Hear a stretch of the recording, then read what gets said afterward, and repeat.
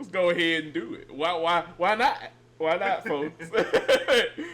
Indiana went to the Austin Zoo, as my good friend Chris likes to call it. And they won this game 30-20. Like they walked in with a mission. You can look at Kurt Signetti's eyes throughout the game. Even after the game, Chris, he knew he was going to win this ball game. He had no qualms in going into the Austin Zoo and taking care of business. And that's what Mendoza and company did. This Indiana team, Chris, they're for real. They're a really good football team. And they deserve all the respect in the world right now. They're playing some really good football. Yes, indeed. Yes, indeed. Huge win for the program. Quite possibly the biggest win in the program's history. Uh, Coach C, man, one of one. He's that guy. He's that guy. All I do is win. Google me. He told us. He told us, Kory. He put it on Front Street. He let us know. He knew what he was coming to Indiana to do. And here we are already. Is this just year two, if I'm not mistaken? Yes, I believe this is his second year. year two. Year two. And you're poised for another appearance in the playoff. Um Yeah, he got there in you're poised 2024. yes. You're poised for another playoff appearance. Quite possibly can win the conference. Um and everybody is bought in. Everybody is bought in. He turned this thing around immediately, instantly, upon arrival. And this Indiana team, like you said, this is going to be a tough team to beat. When you beat Illinois the way they did, and I'm not sure people really took notice of that, like we really should have, but at least that's what played a big part of me thinking that they would go into Oregon and win this game because Illinois is a very well coached team and they just undressed them, embarrassed them, man. Made Illinois look like they didn't belong on the same field with them and beat them worse than in Ohio State beat Illinois. You know what I'm saying? Like this team is legit. They are for real. And on any given Saturday, I think they can beat anybody. They can play with anybody in the nation. And so, shout out to Coach C because, man, he's got this thing humming, Kory. Humming indeed. This team is balling right now, and it's a testament to how he's gotten this team assembled in just 2 seasons, Chris. It's crazy, and it's funny that we're talking about this, Chris. And when I hear people talk about Indiana and how Kurt Signetti's done this in just short time, all I hear is a lot of these blue blood programs, the fan bases, they're all like, how is he doing this with a short amount of time and coaches that have been in programs with like tons of resources can't win? It does come down to coaching at the end of the day. And I think we're seeing in real time what the whole new world of NIL has changed in terms of teams being good and teams being bad. I think it comes down more than ever coaching. It's not Hmm. just trotting 11 guys on the field just because they're 4 and 5 stars anymore. And with a little bit of coaching. No. Like, you have to coach harder than you ever have before. Not only just to keep your job, but to be relatable, to get these guys to be successful on the field and off the field. Hmm. And I think Kurt Signetti has done a great job uh, with Indiana so far. No, you're right. I mean, everybody's got some guys now. Like the talent pool with, like you said, with the portal, the days of Alabama's second string being better than than your own first string isn't the case anymore. You know, you don't necessarily have NFL guys who will play on Sundays as your third string now. That just isn't the landscape anymore because those guys who know, like, I'm good enough to, I can make something happen. I need to get on the field now. They transfer so they can get on the field now and show that they're ready.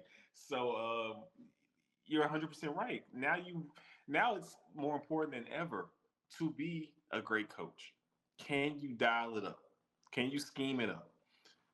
What can you find the margin and make up the difference and really put your guys in position and expose another team's flaws. And if there's anybody that's as good as doing so in the country as a coach, it's Coach C. He's been doing this since day one. No matter where he's at, this is his record. His everybody knows him for winning. And he's won at all levels, and he's doing it now in the Big Ten with Indiana. So credit to Indiana. You got one. I hope you're ready to pony up. I know Mark Cuban is an alum. I don't know how much he loves football, but he might have to make a donation or two to make sure Coach C doesn't go anywhere because he might mess around and be getting Ryan Day money here real soon, Kory, because he's going to be the hottest. He is the hottest coach in college football. We'll just say it straight up. Absolutely, absolutely. And look, last thing I'll say, I'm glad you mentioned it, Chris. If I'm Indiana, I would know that going in, and I would try my damnness to pony up to keep him around, just so I can dangle him in the faces of everyone else around the Big Ten in college football. Like, look at what we got. He'll never leave. We got money too. Look, guys, we're not just a basketball school here. We can play some and, football too. and look, you ain't got to leave to win. He's You already doing it at Indiana. you don't, which is one of the things about NIL now in this new landscape, Chris. If you're good enough to win, and you know you're a good coach, and if the boosters and the administration backs you enough to keep you around that long, you don't really have to go to the big blue blood programs if you don't want to. Nope. No. Nope. Let's have some fun. Let's go out there and whoop up on the blue bloods every week. People, I think a lot of coaches will learn. Possibly, we'll see. We'll see if they will learn from other coaches who have left a good situation and thought going to the blue blood was for the best, and it turned out to not be. I.e. a Dan Mullen. I'm sure if he could go back in time, I don't think Dan Mullen would have left Mississippi State. Um, we have seen it a little bit now. I'm curious if it will continue with Lane Kiffin. Lane Kiffin has Ole Miss top five in the nation, a legitimate playoff contender, and they have been right there in the mix, for the last 4 years, and continue to get closer and closer. Does he really need to leave Ole Miss to compete? It doesn't look like it. And if that man stays at Ole Miss, they are going to erect a statue of him right next to Chucky Mullins. Like it's going to be, you going to see Chucky Mullins and Lane Kiffin right next to each other. Both of the um, bus. so if you are having competitive teams in the big conference, I don't think you necessarily gotta leave where you are to go to another team that's a so-called blue blood and win. I mean, even Clemson before the NIL era really took off had his time, and Clemson is not a college football blue blood by any means. Don't let the winning that Dabo Swinney has done there fool you. Clemson is Clemson. I know, I know good and well what Clemson was growing up, Kory. And if them people were happy to get 8 wins.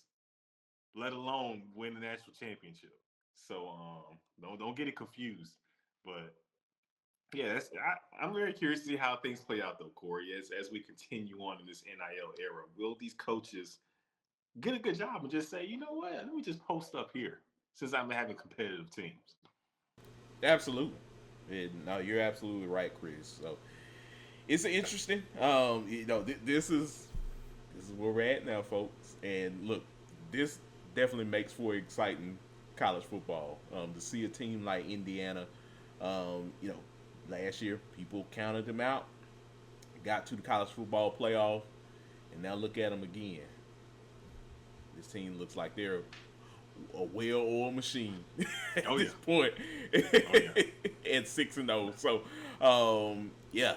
Shout out to Indiana, and hey, we'll see what happens with them throughout the rest of the season. I feel like they're going to be a special team that we're going to keep talking about. As we kind of wrap up this second stretch throughout this. Sure. So. Agreed. But yeah, anything else you want to add to this game before we move on? Nah, it was a good game. Oregon had, a good showing. Defense did step up and get a pick six, but ultimately, like you said, Indiana was just too much in this one. They were a determined bunch. And Oregon, they'll bounce back. They'll be fine. Oh yeah. And I'm sure they'll be right there. As a team that should make the playoff as well. So I have no worries when it comes to Oregon. They just went up against a better team in this one. Absolutely, and that's what happens. I'm still an Oregon fan. Definitely, they have everything in front of them to be in the playoffs by the postseason. So yeah, you just take the loss and you learn from it, and they'll be all right.